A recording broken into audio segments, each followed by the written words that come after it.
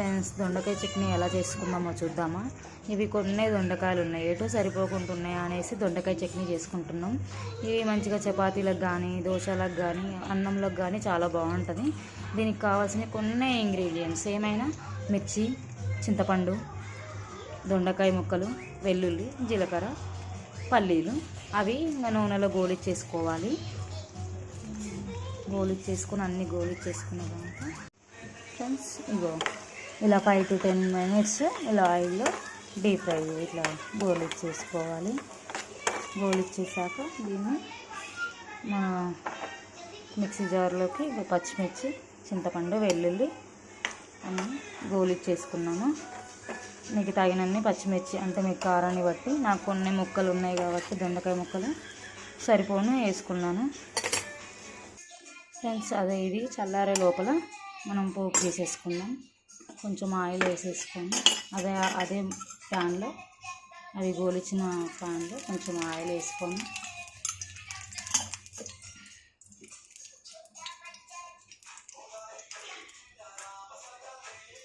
ఎండుమిర్చి గోలిన తర్వాత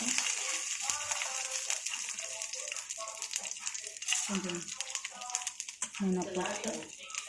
మినపప్పు, కొంచెం నల్ల గింజలు, శనగపప్పు, పసుపు, కొత్తిమీర, కరివేపాకు అవన్నీ నీట్గా వాష్ చేసి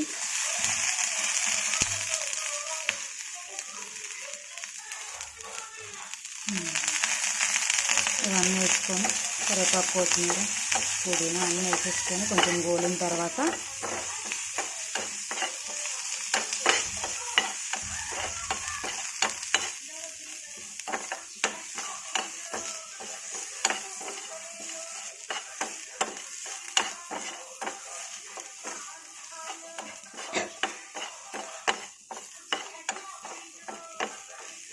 కొంచెం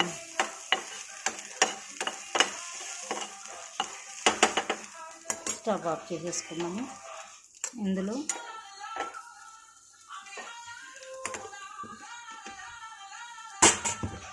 సాల్ట్,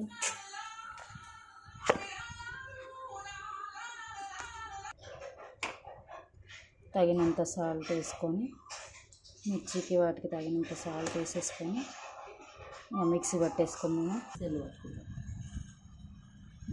మెత్తగా గ్రైండ్ గిన్నెలోకి సర్వ్ చేసుకొని మెత్తగా గ్రైండ్ చేసిన దాన్ని చట్నీని చేసేసుకొని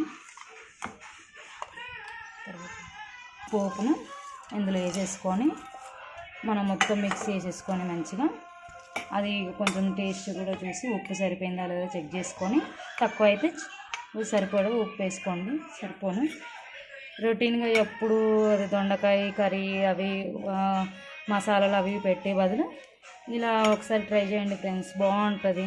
థ్యాంక్ యూ.